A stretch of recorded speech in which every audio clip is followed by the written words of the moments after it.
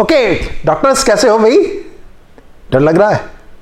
अरे नहीं यार, एक बात बताओ, एक छोटी सी बात, जब आप डॉक्टर बन जाओगे, डॉक्टर बन गए हो, डॉक्टर बन जाओगे और आपके पास में कोई पेशेंट आएगा तो आप क्या करोगे? वो कहेगा मेरा यहाँ पर सुन्न हो रहा है, मतलब मान लीजिए मेरे को कोई सेंसेशन का एहसास नहीं हो रहा है, ठीक है, तो क्या करोगे आप? एक मेडिसिन दोगे कि उसे सेंसेशन का एहसास हो, सेंसेशन का एहसास हो, मतलब उसकी उंगली पर अगर ऐसे ऐसे दबा के देखो उसे सेंसेशन नहीं होगी तो क्या कहोगे? ये तो डैड हो गई है, ठीक है। कोई मरीज आकर के आपके पास बैठता है और बैठने के बाद में क्या होता है? अचानक मान लीजिए ऊपर पंखा आकर के गिरता है, पंखा करके भड़ाक से गिर जाता है मेज पे, आप बैठे थे दवाई लिख रहे थे, मरीज इधर बैठा था और अचानक पंखा गिर गया वहां पर, आप तो पीछे को बच गए, वो नहीं हटा, क्या सोचोगे उसे? बहादुर? बताओ, अरे बताइए, किसी आदमी ने गोली निकाली ऐसे करके और उस धांधे की गोली चलाई, वो आगे को आ गया, डरा नहीं, क्या सोचोगे उसे? बहादुर? अरे नहीं यार, ये स्वभाव है, मतलब ये हमारा स्वभाव है, डर तो लगेगा ही यार, क्या को टेंशन ले रहे हो? है डर तो लगेगा, डर का मतलब हमारे हार्मोन्स बहुत बढ़िया वाले हैं और डर नहीं लग रहा है, मतलब ये कहने का मतलब मैं नहीं कह रहा डर लगना जरूरी है, मैं ऐसा नहीं कह रहा डर नहीं, ध्यान रखना मैं क्या कर रहा हूं, मैं ये नहीं कह रहा हूं कि डर लगना जरूरी है, लेकिन ये नेचुरल प्रोसेसेस होती है, बस इनको एक डायरेक्शन देनी होती है, कुछ अपनी बातें करनी होती है, कुछ मोटिवेट करना होता है, सेल्फ मोटिवेशन मैंने उस दिन बताया था, अपने आप को सेल्फ मोटिवेशन रखना है। संडे के दिन क्लास में जब आराम से जाओगे, नहीं सब आराम से नहीं जाओगे, जब आप क्लास में जाओगे तो आप जरा स्टाइल में जाओगे, बाहर जो दीवार होगी ना गेट के पास में, जोर से मत मार देना, हाथ टूट जाए, ऐसे करके हाथ लगा कर, अरे यस यार कुछ करके आऊंगा, हम तो वही ऐसे करते थे, दीवार हुई ऐसे धड़ाक से हाथ मार करके बोले यस। एंग्जाइटी को भगाने के बहुत अच्छे अच्छे उपाय होते हैं, ठीक है, खंबा हाथ मिला, खंबे पे हाथ मार दिया, बिजली के खंबे पे मत पकड़ लेना कभी करंट आ रहा हो, मेरा कहने का मतलब है कि कुछ ऐसा करके कि जिससे कि एंग्जाइटी लेवल को आपको खत्म करे। मॉर्निंग और इवनिंग का घूमना घामना रखना है। और आप में से बहुत सारे बच्चों ने जो बात रखी थी, जानते हो कितना बज रहा है? ये देखो, ये 2:24, रात के 2:24, 25 हो गए, रात के 2 बज के, हाँ कहीं जाना था, कल कहीं जाना था, तो मैंने सोचा चलो आज रात को ही शूट कर देते हैं आपके लिए। क्यों शूट कर रहे हैं भाई मेरे बच्चे इंतजार कर रहे हैं कि कहीं फिजिकल केमिस्ट्री भी दुष्यंत सर बता दे, चलो दुष्यंत सर या दुष्यंत बता दे, कुछ ऐसे बता दे फटाफट।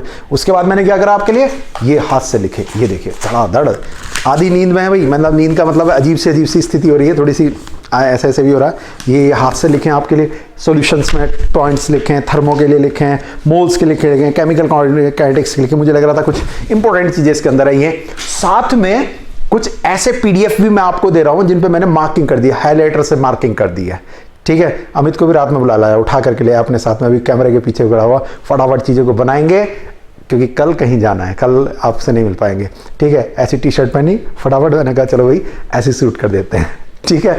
चलिए प्रोफेशनल अनप्रोफेशनल की बात अलग है, लेकिन मेरे बच्चों को जब जरूरत है तो ट्यूसडे के दिन ये वीडियो मिल जाए और वो एक बार क्विक रिवीजन कर ले फिजिकल का, जो भी आपने क्वेश्चंस करे, जो भी चीजें करी उन्हें कर लीजिए, बस आप एक बार क्या कर लीजिए, जो हाइलाइटर दिए वो जो मैंने यहाँ पर नोट्स टाइप में लिखे वो, और यहाँ में कुछ मिस्टेक हो जाए तो देख लेना, लेकिन बहुत बड़ी मिस्टेकें नहीं होंगी, उनको एक बार देख लेना, ठीक है। मैं एक एक करके टॉपिक्स की आपसे बात करता हूं और फिर उसके बाद मैं फटाक से लॉन्ग ड्राइव, ठीक है, निकल जाता हूं।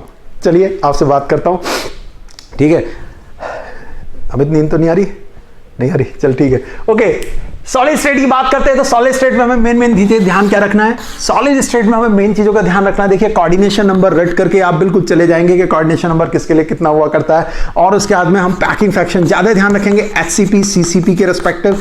एक हमारे पास में जो कहानी होती है वॉइड, इस बार जेईई मेंस में जैसा आ गया था, शॉर्ट मारा बाहर निकल करके चला गया, इस तरह से सॉलिड स्टेट में हमारे पास में मेन रहेगा। एफ सेंटर मतलब थ्योरेटिकल क्वेश्चन बनने के चांसेस भी बहुत ज्यादा है। पैकिंग फ्रैक्शन ये सब चीजों से रिलेटेड जहां पर आपका गेम फंस जाता है, पैकिंग फ्रैक्शन मतलब पिछली बार ए क्यूब रिलेटेड करके क्वेश्चन आ गया था, इस बार जरूरी नहीं कि ऐसा करके क्वेश्चन आ जाए, लेकिन मैथमेटिकल कैलकुलेशंस को आप करके रखेंगे। अगर आप कहीं पे फंस जाते हैं तो बाद में जो ए की वैल्यू आपको 4 ऑप्शन में नजर आ रही उनको फटाफट रिवर्स में रख लीजिए, उससे अंदाज काफी अच्छा हो जाता है। मान लीजिए ए के 4 ऑप्शन हमारे पास में कोई आ रहे हैं और ए क्यूब पे हमने कुछ वैल्यू बना ली 4 × 10⁻³ समथिंग या 4T8 समथिंग बना ली, तो ए क्यू रूट लेना है, तो आप इधर की ओर क्या करिए, जो 4 ऑप्शन के ए हैं उनकी रफ वैल्यू मतलब 463 लिखा है तो 46 का क्यू ले लीजिए आप, या 460, तो उससे आपको अंदाज हो जाएगा कि हमारा कौन सा ऑप्शन सही है। तो सॉलिड स्टेट में हमारे पास में कोऑर्डिनेशन नंबर, ठीक है, पैकिंग फ्रैक्शन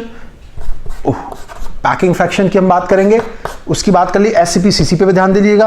और उसके बाद में हमारे पास में डायमंड के अंदर कितने एटम्स होते हैं, ठीक है, कितने एटम्स आपके हुआ करते हैं, 8 एटम्स यूज होते हैं, किस तरह से, वो सारी चीजें मैंने PDF के अंदर दी हुई है, लाइंस मैंने मार्क कर रखी हैं, उनको आप देख करके चलिएगा, उनसे काफी कुछ आपको हेल्प मिलेगी। चलते चलते आपने बहुत कुछ कर लिया है, लेकिन चलते चलते अगर मेरी ये बातें आपको सपोर्ट करेंगी तो अच्छा लगेगा, बहुत अच्छा लगेगा, ध्यान रखिएगा इस चीज को। अब आ जाते हैं सॉल्यूशन में जरा 2-3 जगह पर हमारे पास में गड़बड़ हो जाती है, उन 2-3 जगह को मैं आपको पॉइंट आउट करके बता रहा हूं कि जहां पर हमारे पास गड़बड़ होती है। कोलिगेटिव प्रॉपर्टी के रिस्पेक्टिव बात करते हैं तो कोलिगेटिव प्रॉपर्टी हमारे पास में जो हुआ करती है वो डिपेंड करा करती है सॉल्वेंट पार्टिकल्स पे, नंबर ऑफ सॉल्वेंट पार्टिकल्स पे डिपेंड करा करती है। और उस कोलिगेटिव प्रॉपर्टी के अंदर जो सबसे इंपॉर्टेंट बात होती है वो ये हुआ करती है, जो मैंने इसके अंदर दे रखी है कि P है हमारे पास में CRTI मान लीजिए, और मेरे पास में क्या है, delta TB is equal to क्या है, KBMI, delta TF is equal to क्या है, KFMI, और कौन था, P naught minus P upon P naught is equal to NI upon NI plus N।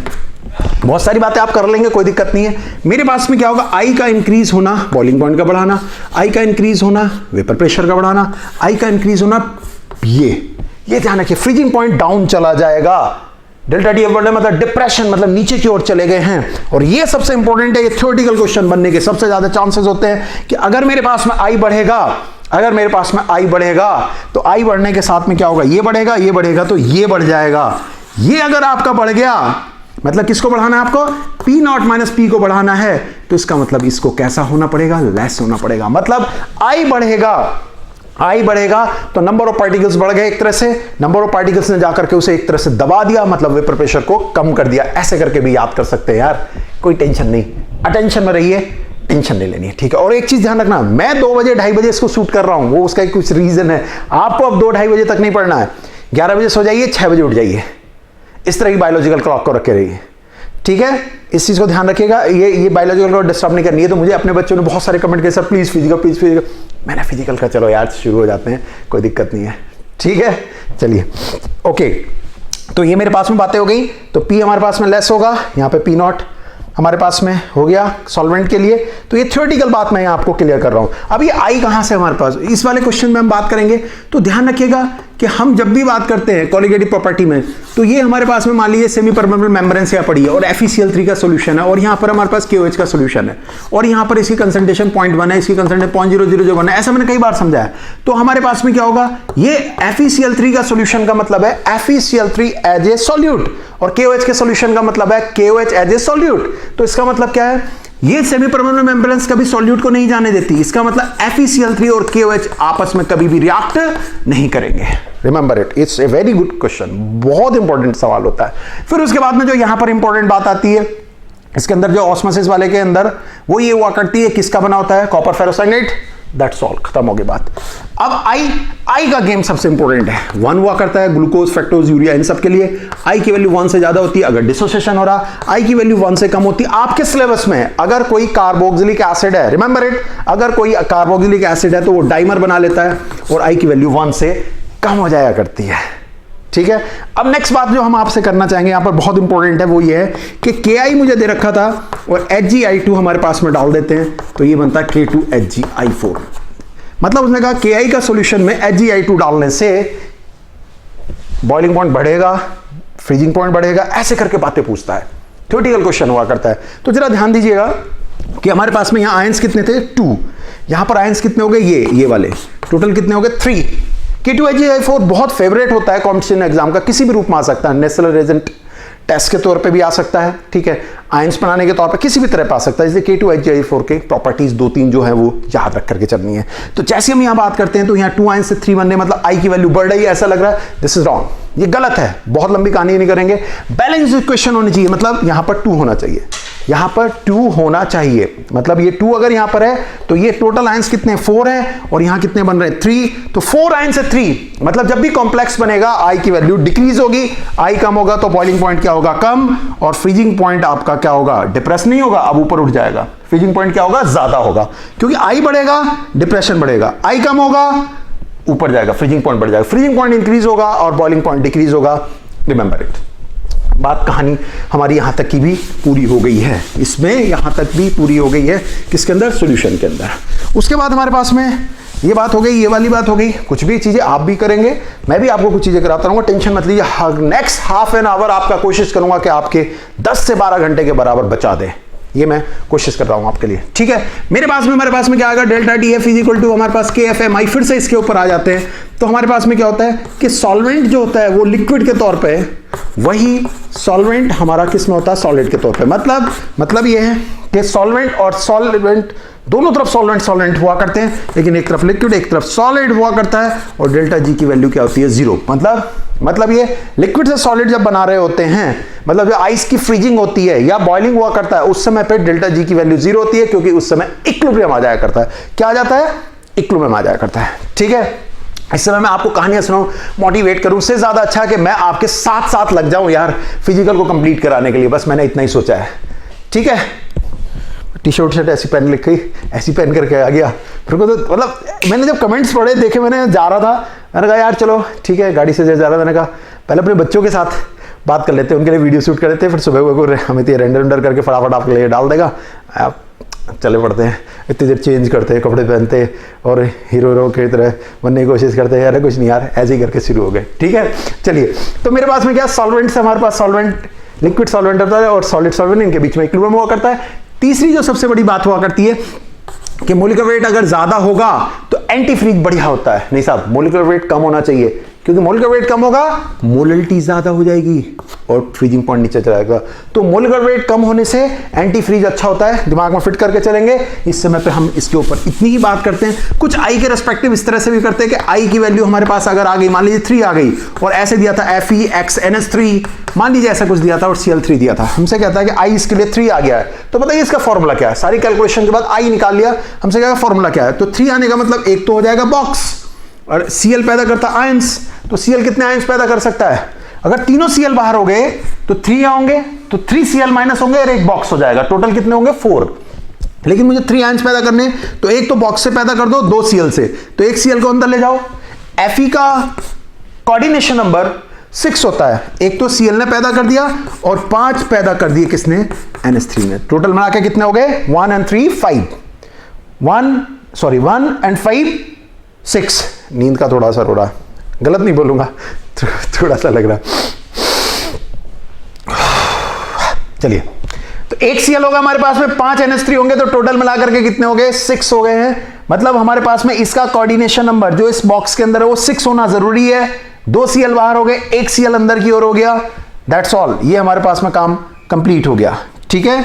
2 Cl बाहर, 1 Cl अंदर हमारे पास में, और 5 में NH3 की जरूरत पड़ी। अगर वो कहता है कि I की वैल्यू यहां पर 2 है, तो I की वैल्यू 2 होने का मतलब केवल 2 आयंस, एक हमारे पास में Cl के कारण, एक बॉक्स के कारण। सिंस एक Cl यूज हो गया है, 2 Cl बचे हैं, 2 Cl अंदर ले आओ और इसको 4 बना लो। अगर वो I की वैल्यू हमसे कहता है 4 है, इसका मतलब हमारे पास 4 आयन है। 4 आयन कैसे पैदा होंगे, 3 तो Cl से पैदा होंगे और एक इस वाले बॉक्स से पैदा होगा। तो तीनों Cl को बाहर ले जाइए और इसको यहां डाल लीजिए, दैट्स ऑल। ये हमारे पास में है। अब नेक्स्ट बात करते हैं, नेक्स्ट सबसे इंपॉर्टेंट बात, वो बात हमारे पास में क्या है, चलिए वो मैं आपको बताता हूं। जब मैं पी टोटल निकाल रहा हूंगा और यहां पर हमारे पास में होगा PA PP, तो एक डायरेक्ट शॉर्टकट करने के लिए भी क्वेश्चन आ जाता है। तो मैं आपको बस वही समझाना चाहता हूं कि ऐसे करके लिख करके आ गया, या मान लो 80xp, मतलब उसने कहा बेंजीन और टॉलिन को हमने मिला दिया। किस किस को मिलाया साहब, बेंजीन और टॉलिन को। तो वो कहता प्योर बेंजीन का वेपर प्रेशर बताइए। तो जब भी कोई चीज प्योर होगी तो वो खुद होगी, मतलब वही होगी वहां पर। तो प्योर की जब मैं बात करूंगा, प्योर बेंजीन की मैं बात करूंगा, तो उस समय मोल फ्रैक्शन ऑफ बेंजीन कितना होगा, 1 होगा। मतलब उस समय प्योर बेंजीन है तो मोल फ्रैक्शन ऑफ बेंजीन कितना होगा, 1 होगा। जैसे 1 होगा तो ये वैल्यू कितनी हो जाएगी, 180। आपसे कहेगा प्योर टॉलिन, प्योर टॉलिन, तो उस समय बेंजीन नाम की चीज कितनी होगी, 0 होगी। इसको 0 कर दो, 100 आ जाएगा। This is for टॉलिन। फिर से समझिए, अगर उसने आपसे कहा प्योर बेंजीन है तो बेंजीन का मोल फ्रैक्शन कितना होगा, 1 होगा। उसने कहा प्योर टॉलिन है तो प्योर टॉलिन होने का मतलब क्या है, उस समय बेंजीन 0 हो जाएगा। प्योर टॉलिन मतलब बेंजीन नहीं है, मोल फ्रैक्शन उसका 0 है, रख दीजिए, हमारे पास में प्रेशर निकल करके आ जाएगा। तो सॉल्यूशन के अंदर ये छोटी छोटी सी ऐसी बातें जिनका आपको ध्यान रखना है। आप एक और कॉन्सेप्ट को, जिसको मैं पहले भी अपनी वीडियोस में बता चुका हूं रिवीजन वाली में, कि 1% हमारे पास में NaCl या NaOH दिया हुआ है और 1% हमारे पास में Na2SO4 दिया। हमसे कहेगा बॉइलिंग पॉइंट किसका ज्यादा है। आई के हिसाब से देखें तो इसका आई कितना 3 और इसका आई कितना है 2। तो हम अगर ऐसे करने लगे delta TB is equal to KBMI, तो आई ये क्या है, ज्यादा है, तो इसका बॉइलिंग पॉइंट क्या होना चाहिए, ज्यादा। जबकि ऐसा नहीं है, इसमें आंसर में ही नहीं आएगा क्योंकि ये 1% है। तो इसको पहले मोलरिटी में ड्रॉ करना होगा। Molarity is equal to weight upon molecular weight upon solvent. Molarity बराबर क्या होगा, वेट अपॉन 46 और 96 142 अपॉन सॉल्वेंट। तो m इंटू आई देखना होता है, m इंटू आई। तो ये तो दोनों के इक्वल है, कॉमन मान लीजिए। इसका m इंटू आई कितना बैठ रहा है, लगभग 1/40 इंटू 2 और 1/142 इंटू 3। तो मैथमेटिकली देखें तो ऊपर वाली वैल्यू m इंटू आई ज्यादा आ रही है, मतलब m इंटू आई इसका ज्यादा आ रहा है, इसलिए इसका बॉइलिंग पॉइंट ज्यादा हो जाएगा, ज्यादा हो जाएगा। ठीक है, चलिए अब हम नेक्स्ट की बात करते हैं। ये दो चैप्टर हमने कर दिए, उड़ा दिए, कुछ भी मान लीजिए। अब जल्दी जल्दी में ऐसा ही कराया जा सकता है, लेकिन इनके नोट्स भी मैंने दे रखे हैं, आप उन्हें एक बार देख लीजिएगा, समझ लीजिएगा और आगे बढ़ लीजिएगा। ठीक है, बैठ जा, बैठ जा तुम आराम से। चलिए साहब, तो हम बात करते हैं इलेक्ट्रो की। अब इलेक्ट्रो के अंदर हमारे पास में जो इंपॉर्टेंट बात है वो मैं आपको बताने जा रहा हूं। हमारे पास में क्या हुआ करता है, हमारे पास में रिडक्शन पोटेंशियल अगर दे रखा है, मान लीजिए -4 दे रखा है, -3 दे रखा है, +1 दे रखा है और +4 दे रखा है, रिडक्शन पोटेंशियल दे रखा है, और ये हमारे पास A है, B है, C है, D हमसे कहेगा बेस्ट रिड्यूसर कौन है, जिसका ज्यादा नेगेटिव होगा, जिसका जितना ज्यादा नेगेटिव रिडक्शन पोटेंशियल होगा वो सबसे अच्छा रिड्यूसर होगा। इस चीज को ध्यान में रखे रहेंगे। फिर उसके बाद में इसके अंदर इंपॉर्टेंट होता है डिस्चार्जिंग, मतलब जिसका डिस्चार्जिंग पोटेंशियल ज्यादा होगा उसको डिस्चार्ज करना क्या हो जाएगा, मुश्किल हो जाएगा, जिसका कम होगा उसको डिस्चार्ज करना क्या होगा, आसान हो जाएगा। बस इतना सोच करके आपको काम करना है इसके अंदर। उसके बाद ईएमएफ ऑफ द सेल हम डायरेक्ट नहीं कर पाते हैं, ईएमएफ ऑफ द सेल हमारे पास में डायरेक्ट नहीं हो पाता है, उसके लिए फॉर्मूला में बना करके सब कुछ करना। लेकिन एक चीज का ध्यान रखे रहेंगे कि अगर मेरे पास में ऐसे करके क्वेश्चन आता है Fe+3 से Fe+2 है और Fe+2 से Fe है, हमसे कहेगा कि इसका E0 मेरे पास में 4 है, इसका E0 मेरे पास 2 है, तो बताइए हमारे पास में Fe+3 से Fe का E0 कितना होगा। तो ऐसे केस में delta G equal to -NFe है, यहां पर ये लगाना जरूरी होता है। इसके लिए -NFe लगाइए, इसके लिए -NFe लगाइए, जोड़ करके यहां पर ये नंबर ऑफ इलेक्ट्रॉन्स है, यहां नंबर ऑफ इलेक्ट्रॉन्स 1, यहां नंबर ऑफ इलेक्ट्रॉन्स कितने 2, यहां number of electrons 3, it's a chance ऐसा हो गया है। तो हमारे पास में n क्या नंबर ऑफ इलेक्ट्रॉन्स है। इसी तरह से हमारे पास में आता है कि वर्क डन कितना हुआ होगा, तो वर्क डन हमारे पास में होता है प्लस, या हम कहेंगे माइनस ऑफ डेल्टा G। ऐसे करके हम कर लिया करते हैं इसको। ठीक है, वर्क डन के रेस्पेक्टिव भी हम बात करते हैं। तो यहां रखेंगे डेल्टा G, मतलब डायरेक्ट नहीं जोड़ेंगे, 4+2 नहीं होगा। ठीक है, पहले डेल्टा G निकालेंगे सबका और उसके साथ हम चीजों को सॉल्व करेंगे। तीसरी बात, हमारे पास में अगर कोई रिएक्शन दी हुई है और उसके अंदर डेल्टा G या वर्क डन निकालना है, -NFe की बात चल रही है, मान लीजिए मेरे पास Al दिया हुआ है और यहां दिया हुआ 3/2O2, मान लीजिए कुछ ऐसा दे दिया, सपोज करिए ऐसा कुछ दे दिया, मान लीजिए ऐसे करके हमसे कहता है Al2O3 बन रहा है, मान लो ऐसा कुछ दे देता है, और आपसे कहता है बताइए कितने इलेक्ट्रॉन्स का इन्वॉल्वमेंट है। तो एक मान लीजिए C है प्लस O है, तो क्या बना CO, तो यहाँ 0 था और यहाँ कितना बना +2। मेरे पास CO है फिर O जोड़ दिया तो क्या बना CO2, मतलब +2 से कितना हुआ +4। एक ऑक्सीजन के आने से 2 इलेक्ट्रॉनों का इंक्रीमेंट हो रहा है। मतलब बात को समझना, देखिए पूरा चैप्टर तो नहीं बता सकते, लेकिन कुछ बातें ऐसी बता सकते हैं जो आपको गलत ना होने दें। ठीक है, एक इलेक्ट्रॉन, एक ऑक्सीजन के आने से +2 का इंक्रीमेंट है, मतलब 2 की एंट्री हो रही है, 2 इलेक्ट्रॉनों का ट्रांसफर हो रहा है, मतलब जैसे ही आया 2 इलेक्ट्रॉन को ट्रांसफर कर दिया, जैसे ही आया 2 इलेक्ट्रॉन को ट्रांसफर कर दिया। तो हमारे पास में क्या हो रहा है, इस वाले को अगर मैं देखता हूं तो मेरे पास में क्या हो रहा है, 3/2O2, ये कैंसिल, मतलब 3O मींस 6 का एक चेंज आ रहा है, इसका मतलब 6 इलेक्ट्रॉन का गेम चल रहा है। यहां पर हमसे पूछता है कि इस रिएक्शन में कितने इलेक्ट्रॉन्स का गेम है, तो आप सीधे कहोगे 6 इलेक्ट्रॉन्स का गेम चल रहा है, बस दैट्स ऑल। ठीक है, 6 इलेक्ट्रॉन के रेस्पेक्टिव हम यहां पर खेल कर रहे हैं और आपका NFe में यहां 6 का गेम चल करके हम कर लेंगे। अगर ये बैलेंस इक्वेशन और हमें बनानी पड़ी तो उस हिसाब से उसको एडजस्ट कर लिया जाएगा। फिर हमारे पास में जो इसके अंदर आती है बात, अगर मैं इसकी बात करता हूं तो इसके अंदर हमारे पास में जो एक और इंपॉर्टेंट है वो मेरे दिमाग में चल रही थी, इसलिए मैं आपसे फिर डिस्कस कर रहा हूं। वो हुआ करता है ईएमएफ ऑफ द सेल में S2 से H+ वाले कॉन्सेप्ट की ईएमएफ वगैरह में दी हुई है -0.0591/2। ये S2 से, ये pH वाले के चांसेस बहुत ज्यादा होते हैं, बहुत ज्यादा। ये हमारे पास 2 आ गया log 10 और H+ का स्क्वायर, और इसका प्रेशर अगर 1 है तो यहां हो जाएगा 1। ये मुझे दिया होगा, कट फिट करके pH निकल करके आ जाएगी। तो ये मेरी इलेक्ट्रो हो गई। अब केमिकल काइनेटिक्स पे आ जाते हैं। केमिकल काइनेटिक्स पे सब बातें सही हैं, सारी चीजें सही हैं। आप एक्टिवेशन एनर्जी वाले कॉन्सेप्ट को जरूर कर लीजिए, और टेम्परेचर कोफिशिएंट। टेम्परेचर कोफिशिएंट कहां से पैदा होता है, KT + 10/KT से, और ये वैल्यू हमारी 223 होती है, मतलब 200 से नहीं साहब 100 से लेकर के 200% के बीच में इंक्रीमेंट होता है, मतलब 150 वैलिड है। कितना इंक्रीमेंट हुआ? 150, दिस इज वैलिड। अब हमारे पास में क्या होगा कि अगर RT प्लस 10 अपॉन RT होगा तो ये होगा KT प्लस 10 अपॉन KT। अब इसके बाद मैं आपको एक बहुत इंपॉर्टेंट बात बताने वाला हूं इस जगह पर। आप कहेंगे सर बहुत इंपॉर्टेंट बार बार कहते रहते हो, थोड़ा सा अटेंशन रखने के लिए कि बहुत इंपॉर्टेंट आ रही है। वो बहुत इंपॉर्टेंट बात हमारे पास में क्या है कि अगर टेम्परेचर कोएफिशिएंट दिया हुआ है तो मेरे पास KT plus delta T upon KT की वैल्यू डायरेक्टली टेम्परेचर कोएफिशिएंट की पावर डेल्टा T बाय 10 हो जाएगा। ये ध्यान रखे रहेंगे, ये हमारे लिए इंपॉर्टेंट हो जाया करती है। तो एक तो ये मुझे बहुत इंपॉर्टेंट लगता है कि ये हो जाएगा। दूसरा हमारे पास में क्या है कि K की वैल्यू जो दी होती है और उसको कंपैरिजन करते हैं। मैंने आपको पहले भी करा रखा, K is equal to Z delta H E over RT, ये हमारे पास A हो जाता है। तो ये रेट कांस्टेंट है और इक्विलिब्रियम कांस्टेंट में क्या होता है? Z delta H over RT। तो कैटलिस्ट का कोई इफेक्ट नहीं पड़ता है किस पे? इक्विलिब्रियम वाले पे। इक्विलिब्रियम वाले पे कैटलिस्ट का कोई इफेक्ट नहीं पड़ता है, जबकि यहां पर कैटलिस्ट का इफेक्ट पड़ जाया करता है। ऐसे करके दिया है तो कैटलिस्ट से एक्टिवेशन एनर्जी चेंज होती है, लेकिन डेल्टा H की वैल्यू चेंज नहीं होती। तो equilibrium constant is not affected, but ये चेंज होता है। ये हमारे पास में एनर्जी कम थी, बाद में एनर्जी ज्यादा होगी तो रिएक्शन होगी एंडोथर्मिक। रिएक्शन एंडोथर्मिक, तो एंडोथर्मिक होगी तो उसका ये दिया होगा, ये दिया होगा तो ये निकाला जा सकता है, या ये दिया होगा, ये दिया होगा, ये निकाला जा सकता है। सपोज करिए, और ये वाला जो पोर्शन होता है ये वो पोर्शन होता है जो इसको क्वालिफाई कर जाता है। इसको ये वो फ्रैक्शन होता है जो क्वालिफाई कर जाता है। क्वालिफाई मतलब बैरियर को पार कर जाता है। अब हमसे वो कहता है कि A से B हमारे पास बन रहा है और यहां पर ये 40 किलो कैलोरी एनर्जी दी गई। मतलब उसने कहा delta H is equal to कितना है? प्लस 40 है। EAF एक्टिवेशन और फॉरवर्ड कितना है? मान लीजिए आपसे कहता है 80 है। तो बताइएगा कि हमारे पास में, या -40 कुछ भी कह सकता है, कहेगा बताइए EAB कितना होगा। तो हमारे पास में क्या होगा, पहले हमें बनाना है। तो एनर्जी निकल रही है, इसका मतलब पहले एनर्जी ज्यादा थी, अब एनर्जी क्या हो गई? कम। तो पहले एनर्जी कितनी ज्यादा थी? ये वाली, ये कितने के बराबर है? 40 के। फॉरवर्ड वाली मेरे पास में कितने के बराबर है? 80 के। तो ग्राफिकली भी बना सकते हैं और इस तरह से देखा जाए तो ये कितनी हो गई? 120 है।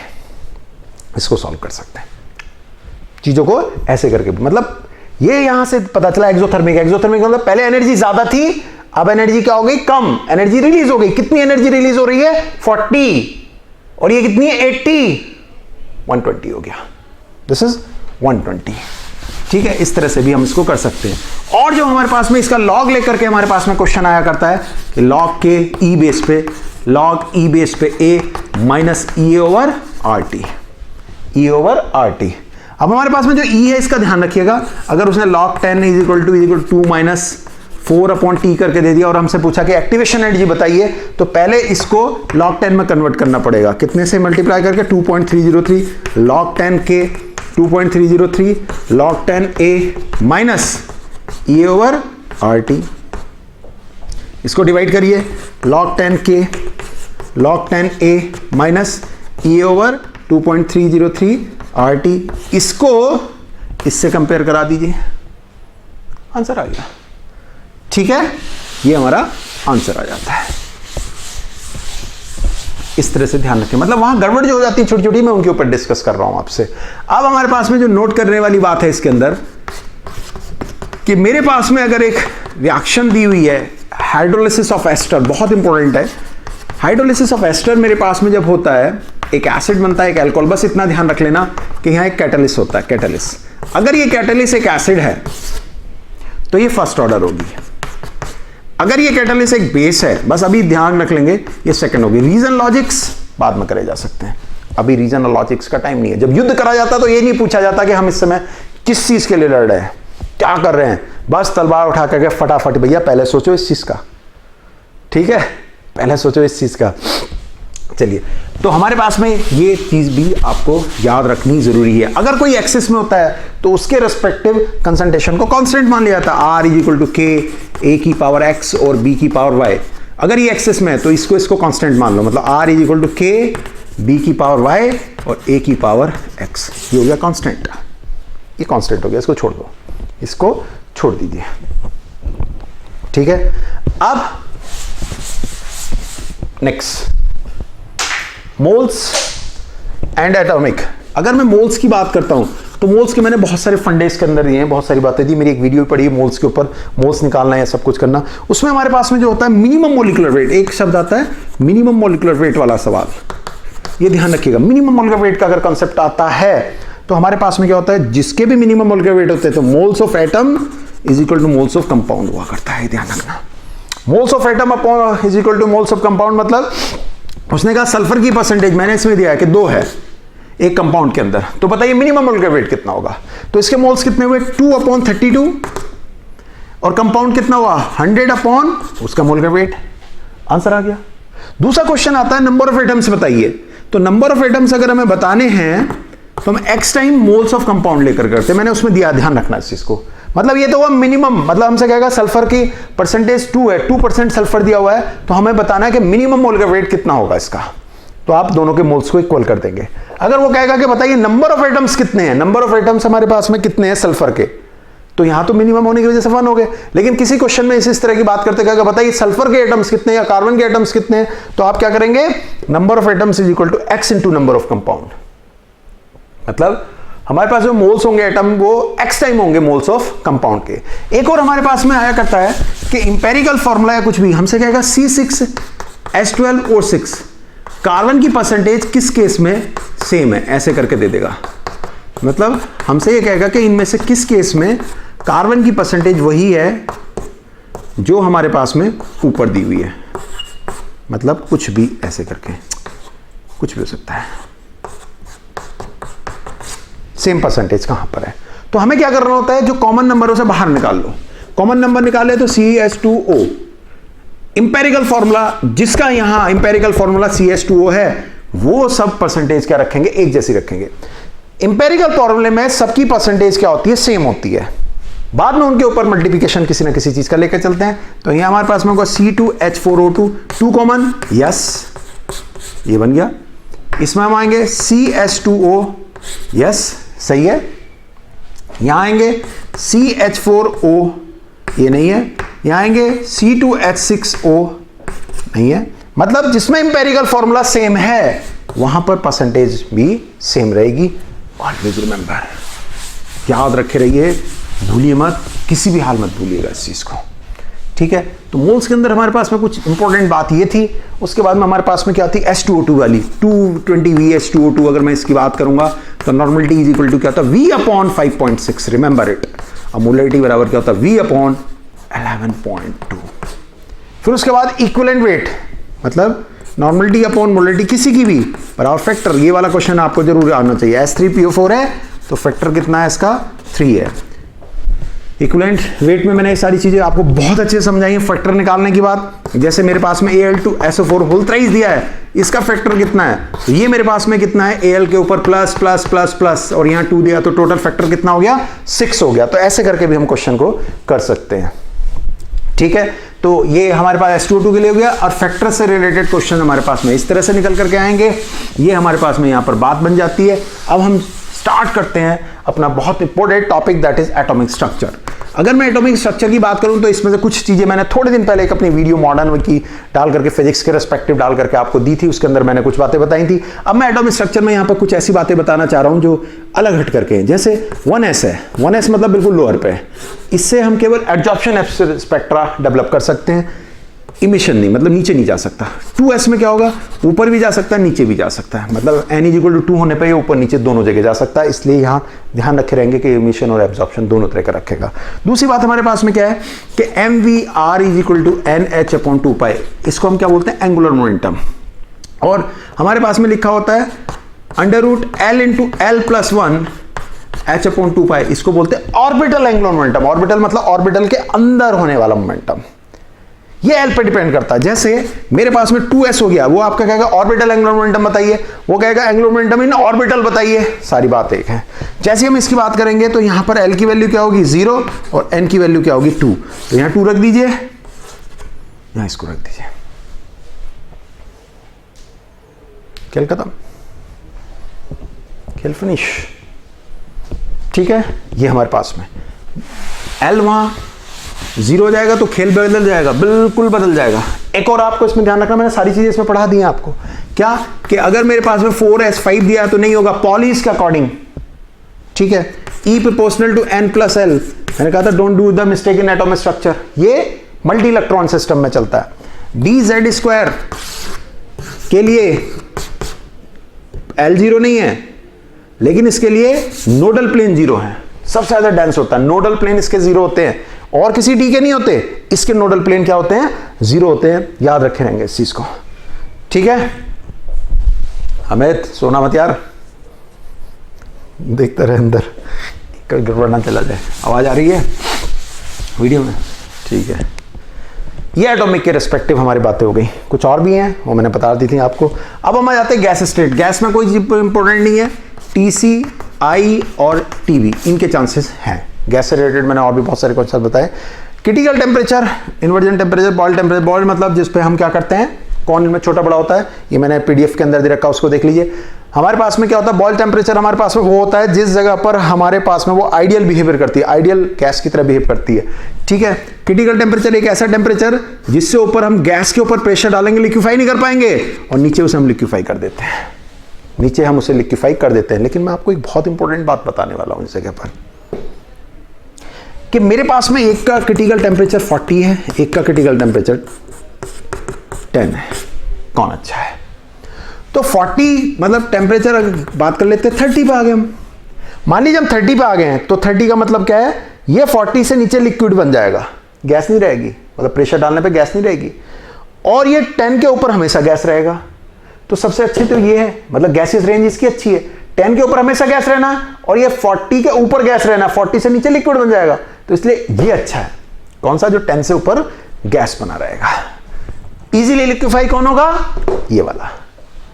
40 के नीचे रूम टेम्परेचर पर लिक्विफाई हो जाएगा, ये रूम टेम्परेचर पर लिक्विफाई नहीं होगा। 40 से नीचे चले जाओ, खटाखट। ये हमने एक इसका जो Z वाला ग्राफ होता है उसे आप कर ही सकते हैं। Z को निकालने के लिए जैसे P प्लस एक्स और V minus Y is equal to RT, मतलब इनके अंदर क्या होता है कि ये इसके अंदर A होता है, A मतलब AN स्क्वायर, A ज्यादा होगा तो लिक्विफिकेशन का होगा, आसान होगा।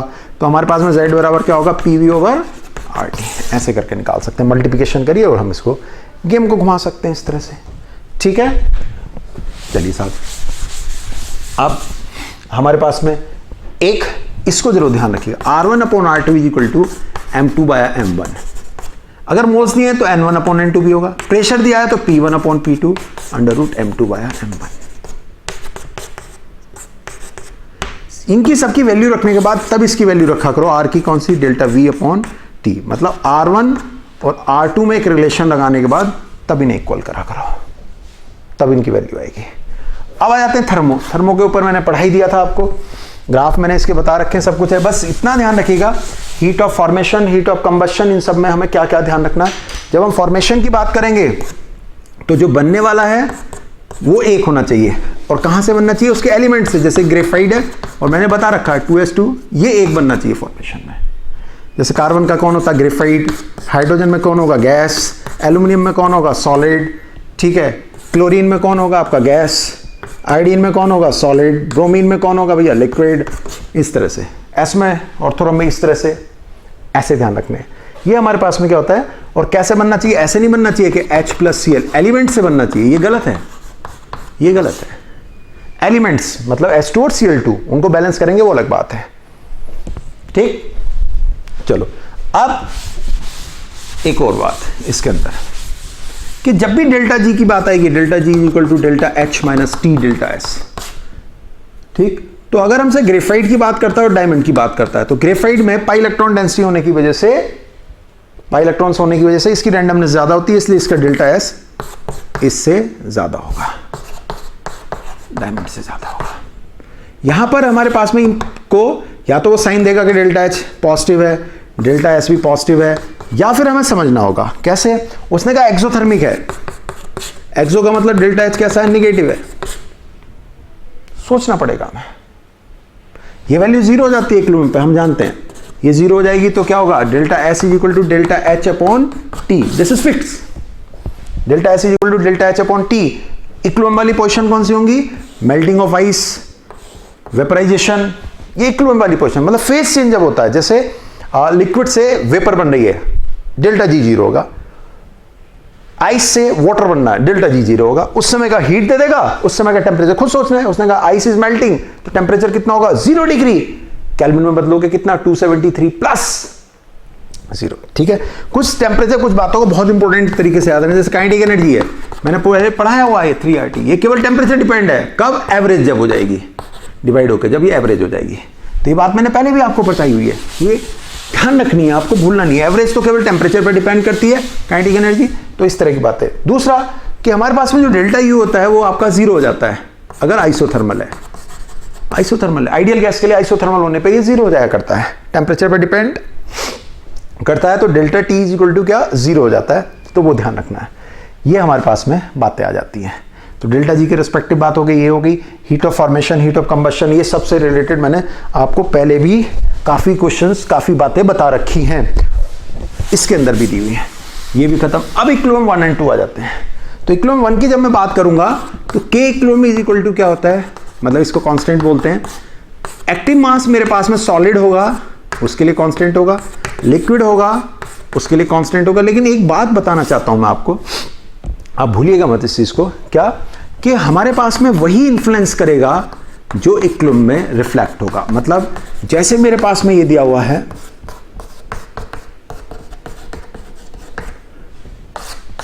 ये नहीं होंगे। इसकी कंसंट्रेशन बढ़ाने से कोई फर्क नहीं पड़ेगा, इसकी कंसंट्रेशन बढ़ाने से कोई फर्क नहीं पड़ेगा। इसकी और इसकी अगर हम कंसंट्रेशन का चेंज करते हैं तो इक्विलिब्रियम पे कोई इफेक्ट नहीं पड़ता है। याद रखिएगा इस चीज को, भूलना नहीं है। इक्विलिब्रियम को इफेक्ट वो करेगा जो इन्वॉल्व है, कौन सा, गैस वाला। अब ये मेरे पास में बातें आ गई हैं, इस चीज को ध्यान रखे रहेंगे। मतलब प्रेशर से नो इफेक्ट, कंसंट्रेशन से नो इफेक्ट इक्विलिब्रियम पे, ठीक है। वॉल्यूम से नो इफेक्ट, इफेक्ट पड़ेगा तो केवल टेम्परेचर से। टेम्परेचर बढ़ाने से एंडो फेवर होता है, मतलब टेम्परेचर बढ़ाएंगे तो एंडोथर्मिक रिएक्शन फेवर होगी। मतलब कल को हमसे वो कहता है A2O3 है, इसका K 10⁻4 था जब टेम्परेचर कितना था 10 degree. K is equal to 10⁻⁻4 हो गया जब टेम्परेचर 100 डिग्री करा। तो इसका मतलब क्या हुआ भाई, इसका मतलब ये टेम्परेचर बढ़ाने से K कम हो रहा है। K कम मतलब क्या मतलब है, डिसोसिएशन नहीं हो रहा, हम उधर की ओर नहीं जा रहे हैं, हम नहीं जा रहे हैं उधर की ओर, हम बैक जा रहे हैं टेम्परेचर बढ़ाने से। इसका मतलब क्या, एंडो नहीं है, रिएक्शन कैसी, एक्सो है, एक्सो। एंडो होती तो हीट लेती, आगे चली जाती और के को ज्यादा बनाती, के को ज्यादा बनाती। ध्यान रखिए इस चीज को, ठीक है। ये हमारे पास में आ गई। इसी तरह से इसके बाद में क्या आता है, सॉलिड दिए हुए मान लीजिए, अब हमसे कहेगा कौन स्टेबल है, तो के अगर लो है तो आगे की ओर नहीं जाएंगे, स्टेबल हो जाएंगे, ठीक है। के अगर हाई है तो कंप्लीट हो जाएगी रिएक्शन, रिएक्शन क्या मानी जाएगी, कंप्लीट हो गई, आगे की ओर चली गई, बन गई, पूरी हो गई, ठीक है। इसी तरह से हमारे पास में जब क्वेश्चन आता है के कम होगा, नहीं टूट रहे, हम स्टेबल है, के ज्यादा है, चले गए। क्या क्वेश्चन आता है, के दिया हुआ है, अल्फा दिया हुआ है, ठीक है। अगर वो हमसे कहता है कि किसी भी प्रोसेस में मान लीजिए हमने ऐसे लिया और एक नॉन रिएक्टिव गैस को एंटर करा दिया तो क्या होगा, तो के तो कांस्टेंट रहेगा, अल्फा चेंज होगा। अगर क्या है, डेल्टा एन जी 0 नहीं है, मतलब डेल्टा एन जी 0 नहीं होना चाहिए। अगर दोनों तरफ नंबर ऑफ गैस पार्टिकल एक जैसे हैं, जैसे S2 plus I2 is equal to 2HI है, और ये भी गैस, ये भी गैस, ये भी गैस, तो ऐसे केस में क्या होगा, डेल्टा एन जी कितना, 0। तो ऐसे केस में अल्फा ना डिसोसिएशन होगा ना एसोसिएशन होगा, प्रेशर का कोई इफेक्ट नहीं होगा। लीचेटर प्रिंसिपल, के तो कांस्टेंट है ही है, अल्फा भी कांस्टेंट बना रहेगा ऐसे केस में, ठीक है।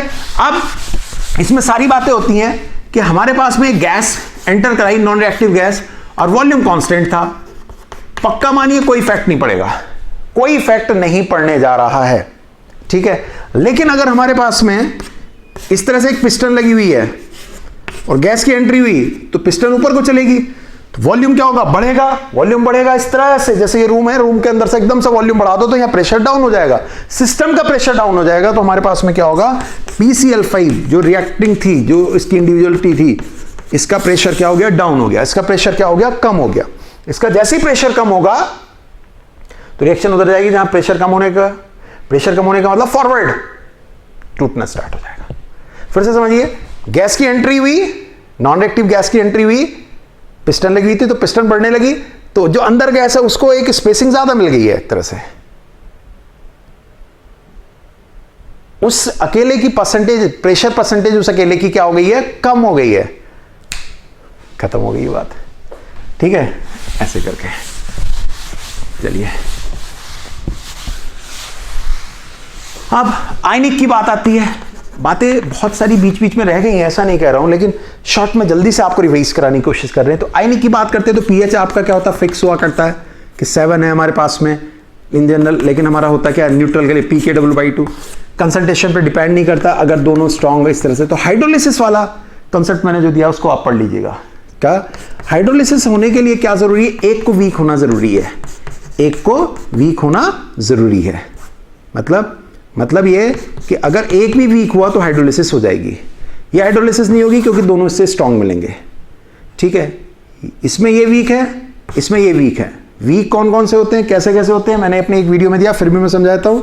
आपका H2S, HCN, H2CO3, N3H, RCOH और HF, ये वीक एसिड है। उसके अलावा सबको स्ट्रांग मान के चलिए अपने लिए। ये सब क्या है, वीक है। मेरे पास में फर्स्ट ए एंड सेकेंड ए, मतलब NaOH, KOH, ये सब कैसे हैं, स्ट्रांग है, सेकेंड और ये वाले। उसके अलावा सारे कैसे हैं, वीक हैं। तो अगर मैं यहां बात करूंगा तो आपके पास में जो NH4CN दिया हुआ है, तो जैसे ही मैं इसको ब्रेक करूंगा तो ये भी वीक, ये भी वीक, तो ये मैक्सिमम हाइड्रोलाइज होगा। तो इन दोनों के ऊपर कंसंट्रेशन का कोई इफेक्ट नहीं पड़ता है, इनके ऊपर पड़ता है। जैसे इसका KH कितना होगा, KW/KA × KB, और अल्फा इज इक्वल टू इसमें √KH होता है केवल। ये न्यूट्रल होगा, ये एसिडिक और बेसिक कुछ भी हो सकता है, न्यूट्रल भी हो सकता है। इस बात पे डिपेंड करेगा कि जिसका Ka ज्यादा है अगर Kb से, तो एसिडिक, Kb बड़ा है Ka से, बेसिक Kb बड़ा है Ka से, न्यूट्रल।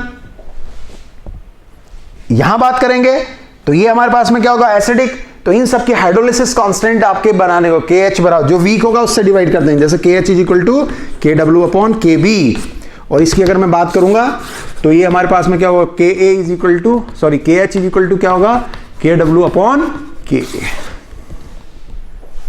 ये हमारे पास में होने जा रहा है। ठीक, तो ये सारी चीजें हमारे पास में इंपॉर्टेंट है, इनको कर लेंगे, हाइड्रोलिसिस के रेस्पेक्टिव है। और एक हमारा पास में जो क्वेश्चन आता है वो आता है सॉल्बिलिटी। तो मिनिमम सॉल्बिलिटी मतलब अगर हमारे पास में किसी की सॉल्बिलिटी कम है तो उसकी पीपीटी इजी होगी, पीपीटी इजी, एस लेस। सॉल्बिलिटी नहीं है, सॉल्युबल नहीं हो रहा तो पीपीटी बना लेगा।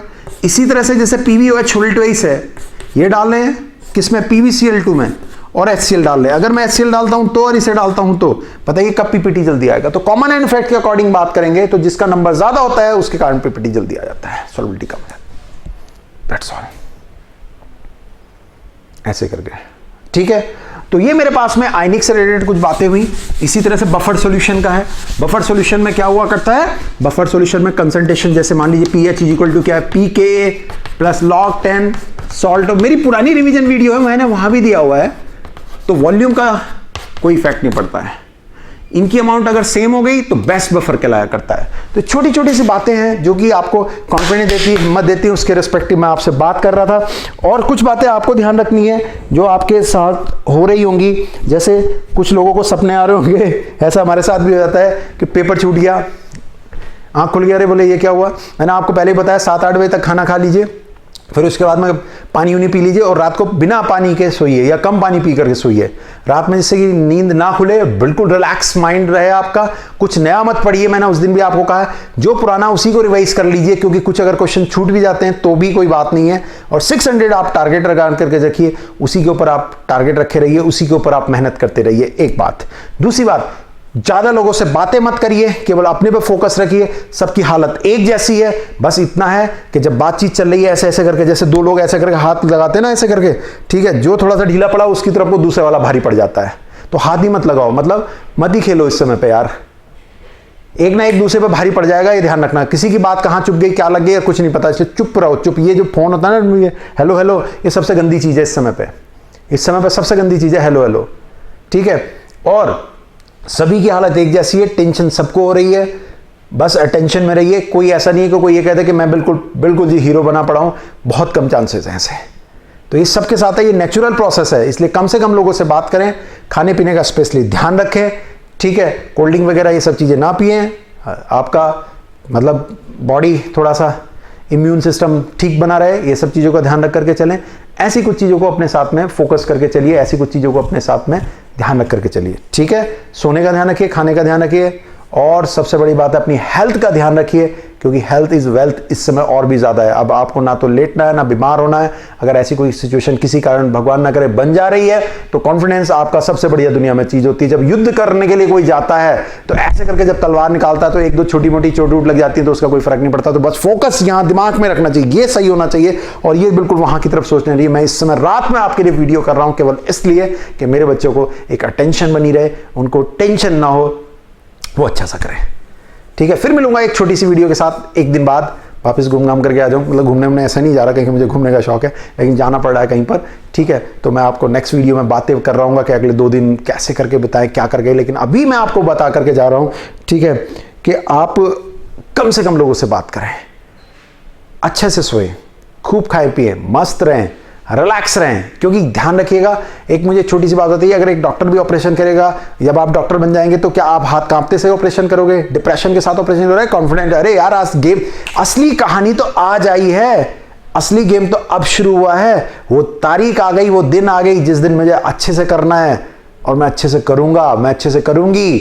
बस इतना सोच के चलिए। ना पेरेंट्स से ज्यादा बात करिए, ना उधर की हाँ कोई डिप्रेसिव बात होती है तो उनसे शेयर कर लीजिए, बातें कर लीजिए, मोटिवेट खुद को अपने आप करिए। जितनी वीडियोस देखेंगे, पड़े पड़े सोते सोते वीडियोस देख रहे, मोटिवेट कितना होंगे? कुछ नहीं होंगे। उसके लिए सबसे अच्छा है गाना चलाइए, डांस करिए। मैं तो इस चीज़ को बहुत मानता हूँ भाई, गाना चलाइए, डांस करिए, बढ़िया से थोड़ी सी मस्ती में आ जाइए, उसके बाद पढ़ने बैठ जाइए और इमेजिनेशन में जाइए कि यार कितना बढ़िया होने जा रहा है आने वाले टाइम में, बहुत बढ़िया। हॉस्पिटल बनाना है, याद है आपका मेरे बीच में प्रॉमिस हुआ आपका हॉस्पिटल बनाना है, ठीक है।